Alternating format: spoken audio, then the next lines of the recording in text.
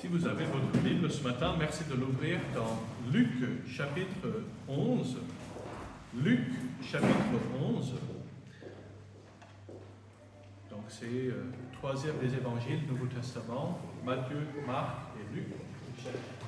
Bible, frère. Voilà. Luc chapitre 11, le verset 1. Et le message ce matin s'intitule « Un dialogue avec mon Père ». Un dialogue avec mon Père. Luc chapitre 11, verset 1er dit « Jésus priait un jour dans un certain lieu. Lorsqu'il eut achevé, un de ses disciples lui dit « Seigneur, enseigne-nous à prier, comme Jean l'a enseigné à ses disciples. » Il leur dit « Quand vous priez, dites « Père, que ton nom soit sanctifié, que ton règne vienne. Donne-nous chaque jour notre pain quotidien. Pardonne-nous nos péchés, car nous aussi nous pardonnons à quiconque nous offense, et ne nous induis pas en tentation. » On va prier ensemble. Notre Dieu et Père, nous voulons te remercier pour ces instants que tu nous donnes devant ta parole, pour la méditer, Seigneur, pour l'étudier ensemble, pour creuser les vérités que tu veux nous partager ce matin.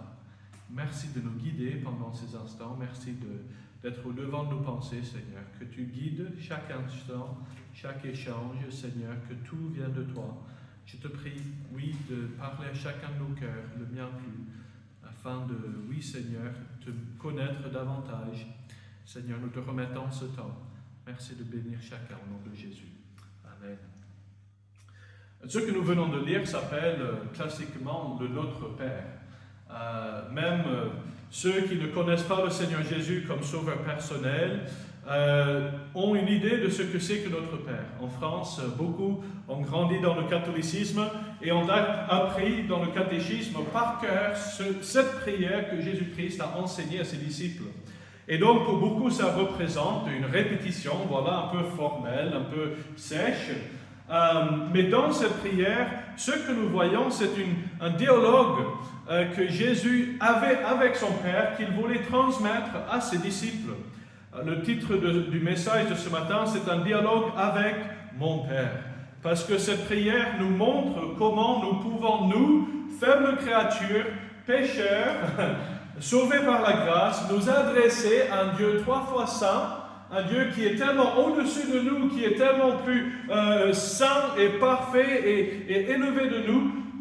Ça montre comment nous pouvons lui parler et avoir une communication fluide et intime et personnelle avec lui. À l'occasion de la fête des Pères, il y a une variété de réactions qui peuvent être évoquées, n'est-ce pas?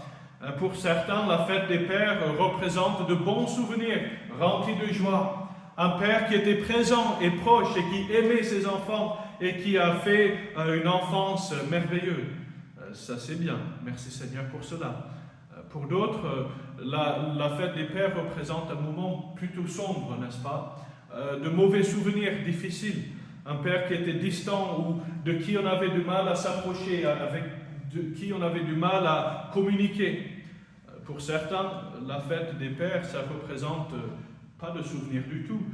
Un père qui était absent, qui n'était pas présent du tout, pour une variété de raisons, que ce soit la mort, que ce soit le divorce, que ce soit autre chose. Quelle que soit la relation que nous avons eue avec notre Père terrestre, la Bible dit que nous pouvons avoir une relation intime et personnelle avec un Père qui n'est pas comme les autres. Quand nous lisons dans la Bible notre Père, que ton nom soit sanctifié, nous parlons ici du Dieu des cieux qui n'est pas comme un Père terrestre. Il faut savoir que la Bible dit plusieurs choses à son sujet. D'abord, il ne change pas. Ah oui, les pères ici-bas, voilà, un jour ça peut aller bien, un jour ça peut aller moins bien, mais notre Père qui est aux cieux, lui, il ne change jamais. Il est toujours le même, hier, aujourd'hui, éternellement. Deuxième chose, c'est qu'il ne ment pas. Ah oui, les papas de ce monde, on peut dire la vérité comme on peut être tenté de dire des mensonges. Peut-être que vous avez subi cela dans votre famille, dans votre enfance. Mais notre Père qui est aux cieux, lui, il ne ment pas. Il dit toujours la vérité. Jésus-Christ a dit, je suis le chemin, la vérité, la vérifiée, personnifiée. Il n'y a pas de vérité qui se compare à Jésus-Christ. Et puisque Jésus-Christ est Dieu, le Père aussi est plein de vérité. Il ne ment pas, il n'abuse pas. Il ne déborde pas. Il ne nous quittera jamais. Ah oui, nos pères ici-bas, fidèles comme ils peuvent être, il y en a d'autres qui ne sont pas fidèles du tout. Un jour ils sont là, un jour ils s'en vont, on n'entend plus parler d'eux. Tandis que notre Père qui est aux cieux, si vous le connaissez, c'est un Père qui ne vous quittera jamais. C'est un Père qui garde toujours ses promesses, qui concourt toutes choses à notre bien, qui nous donne un héritage d'immense valeur, c'est-à-dire la vie éternelle, et de régner avec lui. Il s'agit bien sûr de la relation personnelle et vivante que nous pouvons avoir avec Dieu le Père par le moyen de Jésus-Christ, le Sauveur. La Bible dit que si nous plaçons notre foi en Christ pour le salut, nous devenons enfants, fils et filles de Dieu. Romains chapitre 8, verset 15. Romains chapitre 8, verset 15 dit « Et vous n'avez point reçu un esprit de servitude pour encore être dans la crainte, mais vous avez reçu un esprit d'adoption par lequel nous crions « Abba, Père ».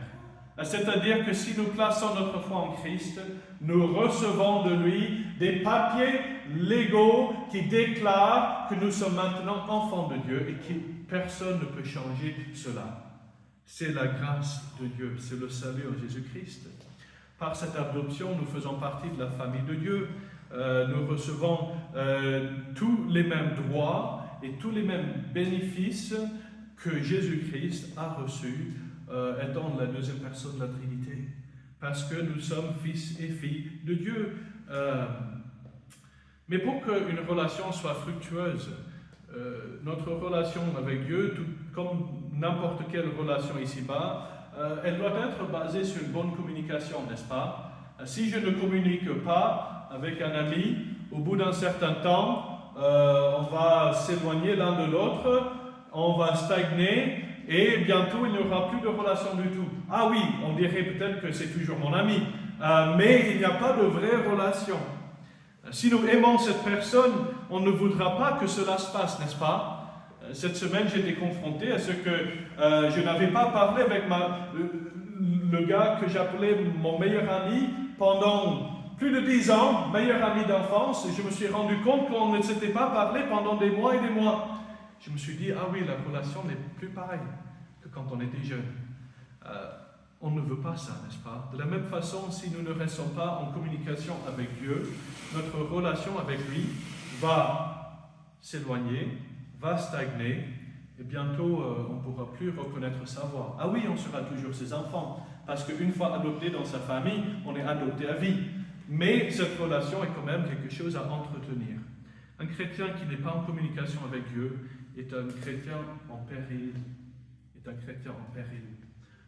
Sur ce, la question naturelle que l'on peut se poser, et c'est là où on va s'approcher petit à petit de notre texte ce matin, comment donc puis-je avoir, maintenir et grandir une bonne relation avec Dieu? Comment puis-je avoir, maintenir et grandir, faire grandir une bonne relation avec Dieu? La réponse de cette question comporte deux éléments.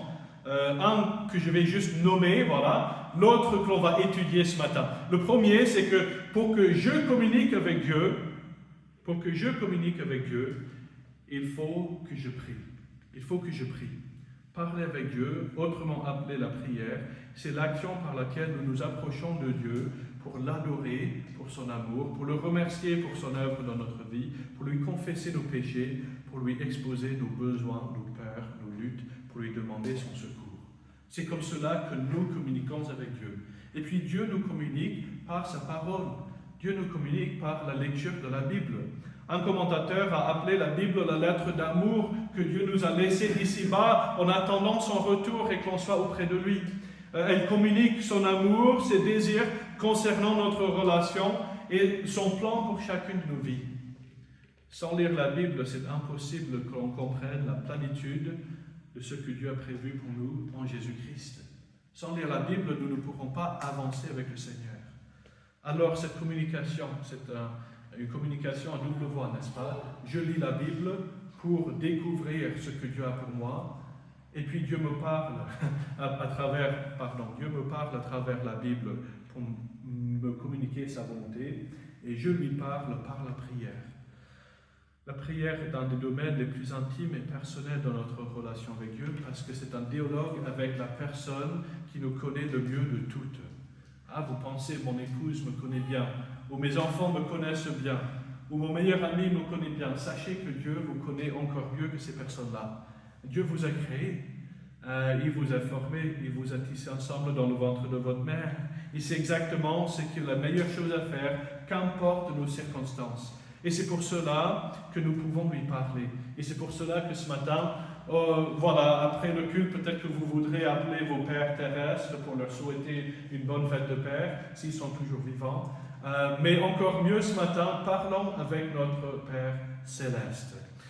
C'est là où nous arrivons à notre texte de notre Père. D'abord, avant d'aborder l'étude des versets que nous avons lus, une chose qu'il faut savoir, c'est que le Notre Père n'a pas été partagé par le Seigneur Jésus dans le but que l'on le répète, sèchement, formellement, et comme ça. Comme on entend dans certaines églises, dans certains mouvements, chez certaines personnes. Jésus n'a pas partagé ceci avec ses disciples pour que, à longueur de jour, notre Père qui es aux cieux, que nos noms soient sanctifiés, que l'on répète. Non, Jésus, ses disciples sont venus à lui, ils ont dit, enseignez-nous à prier. Et Jésus leur donne donc un modèle qui n'est pas en soi la prière qu'ils doivent prier à tout moment sans cesse, mais c'est un modèle qui leur montre comment ils peuvent prier. Qu'est-ce qu'une prière et qu'est-ce qu'une communication fluide avec Dieu doit contenir, justement pour être entendu par le Père. Et donc, ce que l'on voit ici, c'est plusieurs principes pour la prière, mais non pas une prière en soi. C'est une prière, bien sûr, parce que Jésus l'a prié, mais c'est quelque chose qui doit former un peu le modèle de comment nous pouvons prier, comment nous pouvons nous approcher de Dieu. Jésus donc donne à ses prières, à ses disciples cette prière. Il dit, Père, que ton nom soit sanctifié. Il démarre et commence avec Père. C'est beau, n'est-ce pas, de pouvoir nous approcher du Père. La Bible dit que par le sang de Jésus, nous avons une libre entrée dans le sanctuaire par la route nouvelle qui a été inaugurée pour nous, par sa chair qui a été crucifiée à la croix. Jésus a pris notre place pour que le voile soit déchiré d'en haut et de bas, pour que nous venions maintenant auprès de Dieu le Père, que l'on s'approche de lui en toute liberté, sans besoin d'un autre intermédiaire. Du temps de l'Ancien Testament, il fallait que le souverain sacrificateur, lui, entre dans le Saint des Saints pour parler de la part du peuple. Dans le catholicisme, on doit s'approcher du prêtre pour qu'il parle à Dieu pour nous. Mais ce que l'on voit dans la Bible, et ce à quoi on s'attache, parce que c'est marqué dans la Bible, c'est que nous pouvons nous approcher de Dieu personnellement, par le seul intermédiaire de Jésus-Christ. La Bible dit qu'il y a un seul médiateur entre Dieu et les hommes, Jésus-Christ. C'est-à-dire que nous pouvons prier en toute liberté, que ce soit chez nous, que ce soit dans la voiture, que ce soit ici à l'église, que ce soit en voyage, partout où on se trouve, à tout moment, nous pouvons nous adresser à Dieu, nous pouvons dire Père, parce que nous sommes enfants par la foi d'un Père qui nous écoute à tout moment. Père, que ton nom soit sanctifié. Ici, Jésus adore son Père. Il lui rend gloire et honneur pour sa sainteté, pour sa puissance. On voit ici une adoration dans la prière, n'est-ce pas? Que ton nom soit sanctifié. Au lieu de s'élancer, comme cela peut parfois être le cas, dans une grande liste de shopping, une grande liste de courses, de besoins qu'il avait. Non, il prend du temps pour tout d'abord adorer son Père. Que ton nom soit sanctifié, que ton règne vienne. Il reconnaît dans ces deux phrases la toute-puissance de Dieu, n'est-ce pas? Ton nom est saint, ton nom est digne de louange. Alors je vais prendre du temps, même avant d'exposer nos besoins, à simplement remercier Dieu pour qui il est ce qu'il a fait, les promesses qu'il tient jour après jour, je vais le remercier, je vais le sanctifier. Et puis il prie ensuite que ton règne vienne. C'est encore intéressant l'ordre des choses. Avant de demander quoi que ce soit, il se soumet tout d'abord à la volonté de Dieu. Il dit, Seigneur, je vais t'exposer des choses, et souvent dans la prière, on expose plein de choses à Dieu, mais avant d'y arriver là, il dit, mais tout d'abord, je veux reconnaître que quoi que je demande, quoi que je te remets comme inquiétude, comme requête, comme supplication, tout d'abord, je veux reconnaître que quoi qu'il se passe, Seigneur, je suis soumis à ta volonté. Je pense que ceci ou cela serait bien. Je pense que de faire de cette manière ou de l'autre serait le plus sage. Mais Seigneur, je demande ta direction. C'est une manière révolutionnaire de prier, n'est-ce pas? De dire, Seigneur, quoi qu'il se passe, je veux que ce qui t'honore le plus se passe dans ma vie. Que ce soit que la délivrance vienne tout de suite, ou que je sois obligé de supporter encore quelque temps cette souffrance, que ce soit que mes soucis financiers se règlent tout de suite, ou que j'apprenne encore à dépendre de toi pour mes besoins quotidiens. Quel que soit le sujet que l'on peut aborder, Dieu demande tout d'abord que sa volonté se fasse, que l'on soit soumis à ce qu'il veut et non pas à ce que nous voulons par nous-mêmes. Que ton nom soit sanctifié, que ton règne vienne.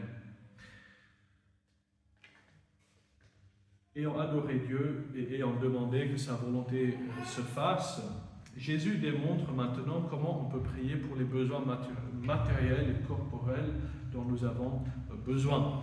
Il dit dans le verset 3, « Donne-nous chaque jour notre pain quotidien. » Donne-nous chaque jour notre pain quotidien. Il demande, il remet ses besoins physiques maintenant, n'est-ce pas? Il a adoré Dieu, il a remis Dieu à la première place. Maintenant, il dit, Seigneur, tu sais que j'ai quand même des besoins.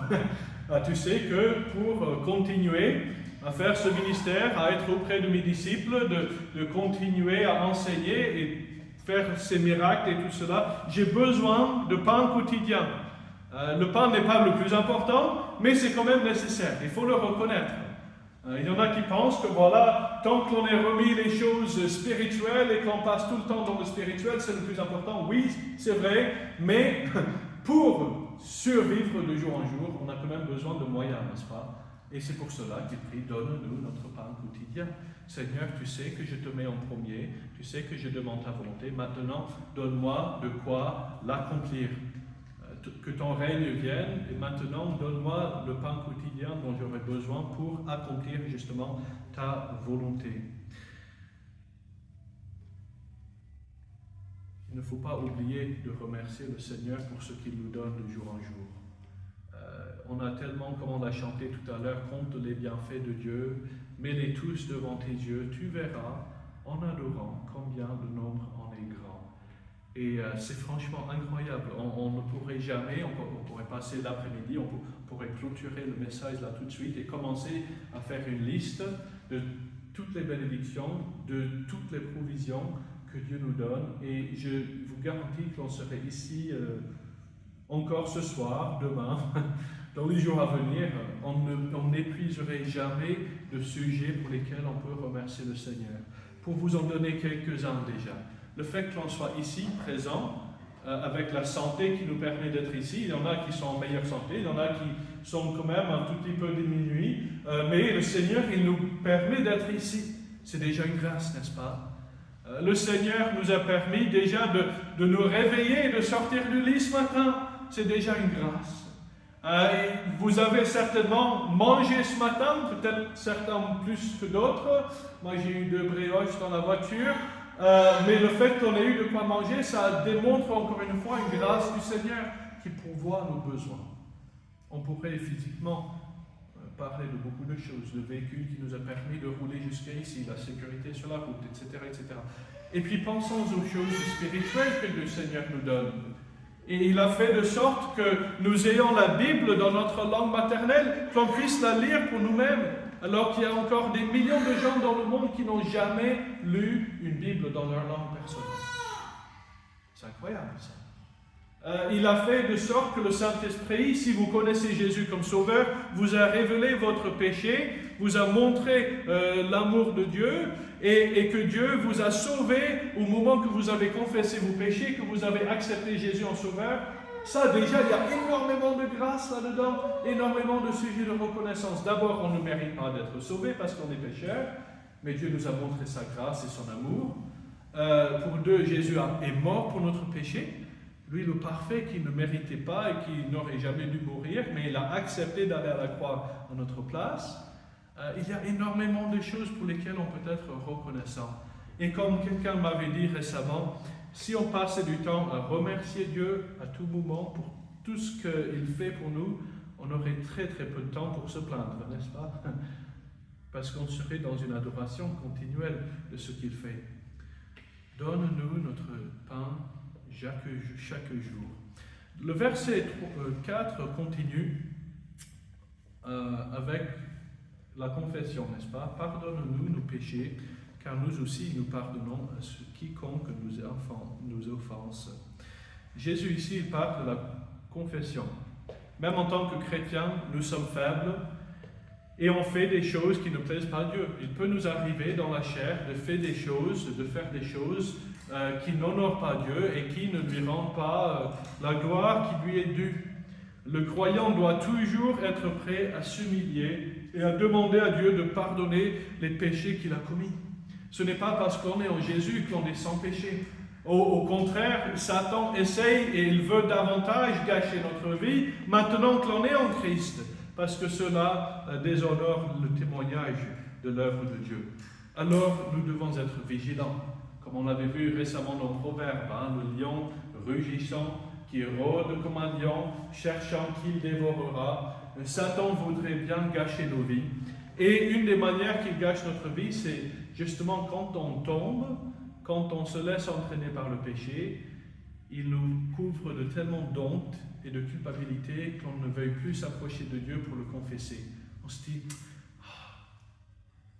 Dieu, il ne pourrait plus jamais m'accepter parce que j'ai fait ceci ou cela. Alors, il faut mieux que je ne lui en parle pas.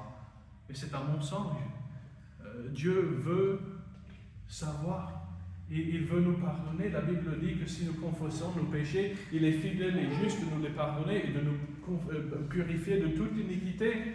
Mais pour être pardonné, il faut d'abord reconnaître que l'on est péché, il faut le confesser, il faut s'engager avec l'aide du Seigneur à ne plus refaire ces mêmes fautes. Mais pour cela, il faut la confession. Cacher nos péchés et les balayer sous le tapis, ça n'accomplit strictement rien au niveau spirituel. C'est pour cela que nous devons nous confesser auprès du Seigneur, nous parler de ce que l'on a fait pour lui demander son secours, son pardon et son aide pour ne plus le refaire. Mais on voit aussi dans ce verset, car nous aussi nous pardonnons à quiconque nous offense. Il va encore plus loin. Dieu pardonne notre péché quand on lui confesse notre péché, mais nous aussi on a besoin de pardonner ceux qui nous offensent. C'est intéressant parce qu'un des dynamiques de la vie chrétienne qui est en total contraste avec le monde autour de nous, c'est que le chrétien est appelé à pardonner ceux qui n'ont même pas demandé pardon. Pourquoi? Parce que pardonner nous libère du chagrin et de l'éventuelle amertume que l'on peut avoir au sujet de ceux qui nous font du mal. Que la personne demande pardon ou pas, on doit être prêt à dire « Seigneur, pardonne-leur et garde-moi de l'amertume que je peux avoir envers eux. » Pardonner ne veut pas dire qu'on revienne à ce que notre relation était avant, à tout moment, parce que forcément, s'il y a eu de l'abus, il faut poser des bonnes barrières. Mais pardonner, c'est dire, Seigneur, je te remets cette personne, enlève de moi toute amertume, tout mauvais sentiment, tout ce qui pourrait me faire, plonger dans l'amertume au sujet de cette personne, parce que, Seigneur, je sais que c'est toi qui t'en occuperas. Combien de fois dans les psaumes on rencontre des psalmistes qui disent « Seigneur, l'ennemi est après moi, l'ennemi me cherche, il veut me faire du mal, alors je te le remets, Seigneur. » Non pas moi, mais que toi tu agisses, Seigneur. Pardonner des personnes alors qu'on n'a rien fait, c'est difficile. Ça demande beaucoup d'amour et de grâce. Mais pour que l'on soit guéri de la blessure, c'est nécessaire de pardonner. Dans Romains chapitre 12, verset 20, la Bible dit « Mais si ton ennemi a faim, donne-lui à manger. S'il a soif, c'est encore l'ennemi dont on parle, donne-lui à boire, car en agissant ainsi, tu amasseras des charbons ardents sur sa tête.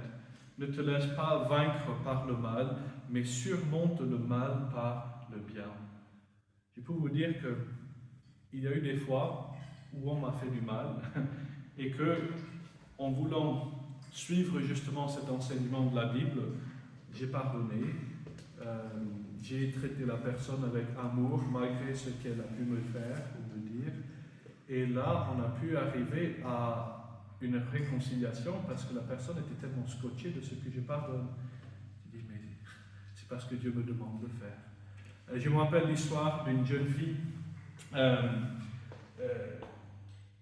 C'était une jeune fille aux États-Unis à qui on avait fait beaucoup de mal. Cette personne avait été critiquée pour quelque chose qu'elle avait fait qui n'était pas mauvais en soi, mais cette personne qui cherchait la bébête, lui avait beaucoup critiqué.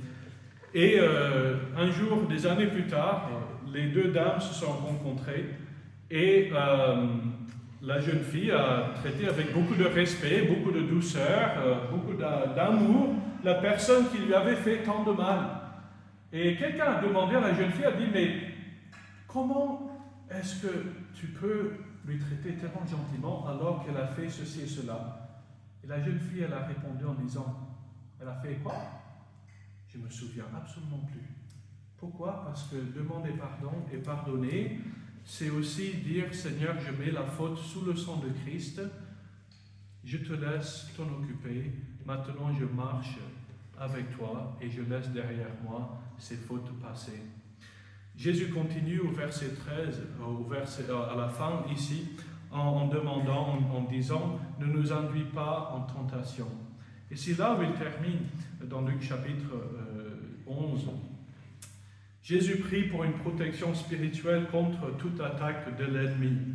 Ne nous induis pas en tentation. Il est important de constater que Dieu n'induit personne en tentation, puisqu'il est parfait et qu'il ne peut être tenté par le mal. La Bible dit très clairement dans un autre passage que je n'ai pas mis dans mes notes, que Dieu ne tente personne. Mais que chacun, selon Jacques chapitre 1, versets 14 et 15, chacun est tenté quand il est attiré et amorcé par sa propre convoitise. Puis la convoitise, lorsqu'elle a conçu, enfante le péché, et le péché étant consommé, produit la mort. Le croyant doit donc prier que Dieu le délivre de la tentation, mais il a aussi un rôle actif à jouer. C'est une chose de demander que Dieu nous délivre de la tentation, mais si nous jouons continuellement avec la tentation et que nous fréquentons des lieux et des personnes qui peuvent nous inciter à faire le mal, ben là, Dieu ne permet pas que je sois tenté. Tout en faisant ce qui peut tenter, c'est incohérent. Alors nous avons un rôle à jouer aussi. En tant que chrétiens, nous devons nous revêtir des armes de Dieu afin de pouvoir tenir ferme quand le diable vient nous tenter. Quand nous prions Dieu, il nous donne la force nécessaire de non seulement tenir ferme, mais aussi d'avoir la victoire sur la tentation qui nous oppresse. Pensons à Jésus-Christ, le modèle parfait de résistance à la tentation. Quand il a été tenté par Satan dans le désert, après avoir jeûné pendant 40 jours, Satan est venu à 3 reprises lui souffleter des attaques, des tentations, et à chaque fois, Jésus a su résister parfaitement. Qu'est-ce qu'il a fait pour t'en faire? C'est qu'il lui a cité des versets de la Bible qui correspondaient à chaque tentation. C'est très très intéressant à voir. Quand Satan vient tenter, on pourrait le voir dans Marc chapitre 1, encore mieux Matthieu, l'évangile de Matthieu, et le chapitre 4, on a le temps quand même. Jésus fut emmené par l'Esprit, Jean chapitre 4, Matthieu chapitre 4, verset 1. Alors Jésus fut emmené par l'Esprit dans le désert pour être tenté par le diable. Après avoir jeûné 40 jours et 40 nuits, il eut faim. Le tentateur, s'étant approché de lui, dit « Si tu es le Fils de Dieu, ordonne que ces pierres deviennent des pains. » Alors, première question. Jésus étant le Fils de Dieu, deuxième personne de la Trinité, co-égal avec Dieu en puissance et en force, est-ce qu'il était capable de changer les pierres en pain? Oui. La Bible dit qu'au commencement était la parole, et la parole était avec Dieu, la parole était Dieu. Et puis un peu plus loin, Jean dit que toutes choses ont été faites par elle, et rien de ce qui a été fait n'a été fait sans elle. Parlons de Jésus. Jésus est capable de tout. Il aurait pu très bien, et on le voit plus tard, il transforme un petit déjeuner, le déjeuner d'un petit jeune homme, en assez de nourriture pour nourrir 5000 hommes, plus femmes et enfants, très certainement. Et donc Jésus était bien capable de le faire. Mais Satan lui soufflait cette tentation pour justement l'inciter à faire ce que Dieu n'avait pas prévu pour lui à ce moment-là. C'était de satisfaire ses besoins naturels, humains, alors que ce n'était pas encore le moment. Alors Jésus lui répondit dans le verset 4, « Il est écrit », vous voyez, il est écrit, il se réfère tout de suite à la Bible, « Il est écrit, l'homme ne vivra pas de pain seulement, mais de toute parole qui sort de la bouche de l'Éternel. » En citant Deutéronome, chapitre 8, verset 3. Et on pourrait continuer dans le passage, mais il suffit de dire qu'à chaque fois que Satan l'a tenté, Jésus a tout de suite reproché en citant l'Écriture sainte. Ah là, il y a un bel exercice, n'est-ce pas? Quand on connaît nos faiblesses, les domaines qui nous font chuter le plus souvent, d'aller trouver dans la Bible des versets qui répondent à cela. Si j'ai tendance d'être colérique, je vais aller apprendre et mémoriser par cœur les versets qui parlent contre la colère. Si j'ai tendance d'être impatient et vouloir que les choses avancent à mon rythme plutôt que le rythme de Dieu, alors lisons dans la parole, là, on fait la volonté de Dieu à son rythme, des versets qui correspondent à cela, et ainsi de suite. Quand nous prions Dieu, il nous donne la force nécessaire, non seulement de tenir ferme, mais aussi d'avoir la victoire sur la tentation qui nous oppresse. Cette prière de Christ termine avec une exhortation qui affirme la gloire, le règne et la puissance de Dieu. C'est ce qu'on voit dans la version de Matthieu, parce que le Notre Père figure aussi dans l'évangile de Matthieu.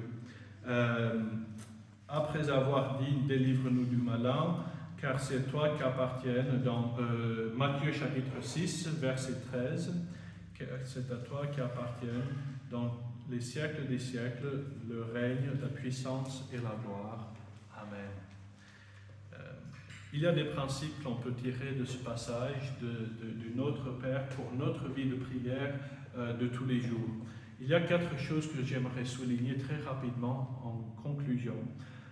Pour notre vie de prière, pour structurer un temps fructueux avec le Seigneur quand nous sommes avec lui, que ce soit dans un temps de prière dédié qu'on met à part tous les jours, matin, soir, après-midi, comme cela vous convient, ou que ce soit dans les prières de tous les jours quand je suis dans la voiture et que je pense à mon Seigneur et que je veux lui parler. Notons ces 4 choses qui résument en quelque sorte tout ce que nous avons vu dans la prière du Seigneur Jésus dans Luc chapitre 11. D'abord, l'adoration. C'est le point de départ. C'est d'adorer Dieu pour qui il est, pour ce qu'il a fait, pour le remercier. On peut à tout moment, même dans les moments les plus douloureux ou les plus joyeux, tout chrétien peut continuer et continuellement adorer Dieu. On peut le remercier. On peut l'adorer, on peut chanter son amour, se rappeler tout ce qu'il a fait pour nous, en faire la liste s'il faut, pour voir précisément pourquoi il est digne d'adoration. En commençant notre temps par l'adoration de Dieu, nous nous rappelons à qui on s'adresse. Notre Père qui es aux cieux, que ton nom soit sanctifié. On se rappelle la révérence qui lui est due. Il est à la fois un Père tendre et doux, qui veut qu'on vienne s'asseoir sur ses genoux pour lui raconter tout, mais il est aussi à la fois un roi grand et majestueux devant qui on devrait s'agenouiller. On doit garder ces deux choses en équilibre, parce que les deux sont vrais à son sujet, n'est-ce pas? Il est à la fois notre Père, mais aussi notre roi, notre Dieu 3 fois saint. On doit donc garder cet équilibre. Si on ne traite que comme un Père, tout doux et tout tendre, on risque de devenir trop familier et de demander des choses audacieusement et imprudemment. Également, et de l'autre côté, si on médite trop sa royauté et cette majesté incroyable, on pourra facilement perdre ce côté intime de la prière et prier des prières froides et rigides, pas trop personnelles. Alors gardons l'équilibre. Il est notre Père, il est notre roi. On peut être familier avec lui, mais jusqu'à un certain point, parce que ça reste un roi. L'adoration. Deuxièmement, la confession. On voit beaucoup dans la prière du Seigneur Jésus, n'est-ce pas, sur la confession. Pardonne-nous nos péchés, car nous aussi pardonnons quiconque nous offense. Un écrivain a résumé très bien ce que c'est que la confession. Il dit que la confession ne s'agit pas de demander simplement pardon, mais d'avouer à Dieu avec précision le mal que nous avons commis dans le sentiment profond de ce qu'il a coûté à Christ de porter sur la croix ce péché-là. Parce que Christ a porté le péché du monde entier, tout péché qui ait jamais été commis et qui sera commis a été placé sur Christ à la croix de Golgotha. C'est-à-dire que quand nous péchons, cela fait partie de ce que Christ a souffert. Et cela devrait changer notre attitude vis-à-vis du mal, n'est-ce pas? Quand on se rend compte ce que cela a coûté à Christ de prendre notre place, alors on voudra pécher beaucoup moins.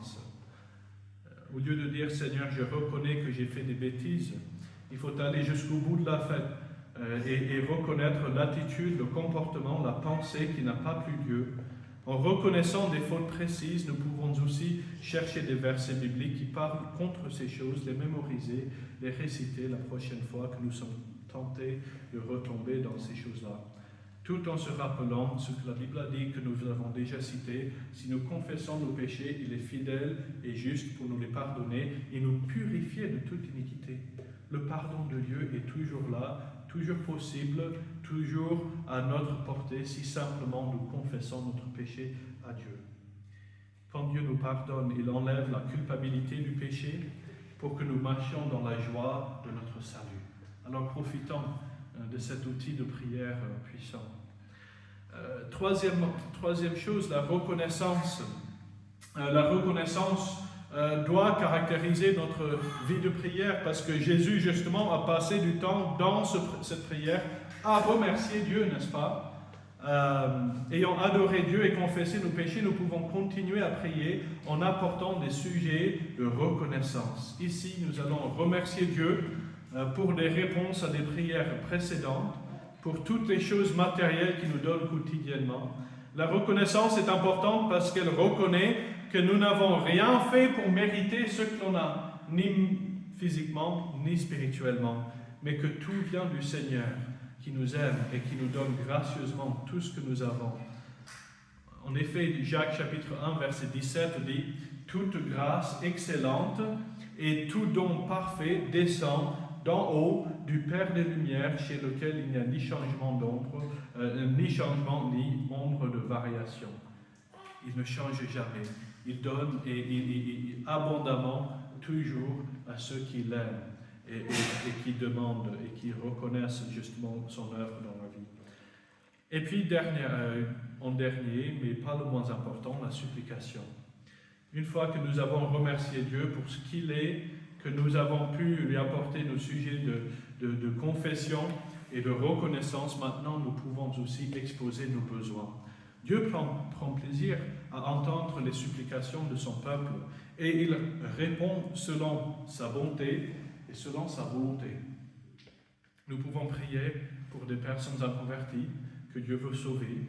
On peut prier pour nos besoins financiers, notre santé. On peut lui parler de toutes les choses qui nous inquiètent afin qu'il nous affermisse et qu'il nous donne de l'assurance et de la paix, même dans l'inquiétude. Il ne faut pas oublier de prier pour l'Église. Ici, les réunions que l'on a, votre pasteur, les autres églises de la région. Demandons que Dieu nous aide à diriger avec fidélité son œuvre, de prier pour les pays où il y a moins de liberté, les chrétiens persécutés. Il y a plein de choses pour lesquelles nous pouvons prier, mais il faut toujours faire attention à ce que nos supplications ne deviennent pas de liste de courses spirituelles que nous apportons à Dieu.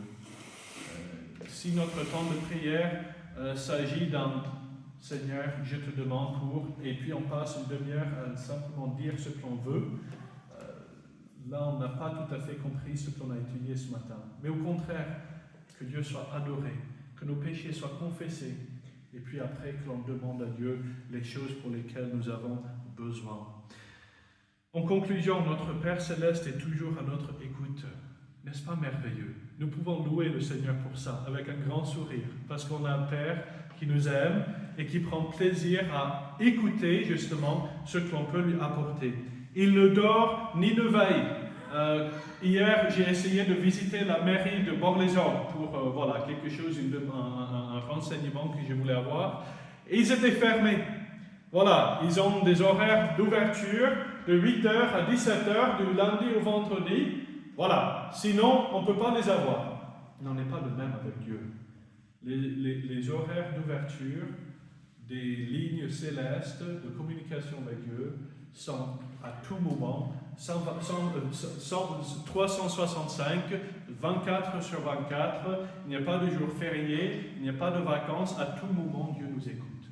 Alors profitons pour parler à notre Père Céleste, pour lui exposer notre reconnaissance et les choses pour lesquelles on a besoin, en sachant qu'il répondra toujours en ce qui concourt le mieux à notre bien. Prions. Seigneur, nous voulons te remercier de tout cœur pour ce temps passé ensemble dans ta parole. C'est une grâce, Seigneur, de pouvoir l'étudier, de pouvoir nous rappeler que tu es un Dieu qui est à notre écoute.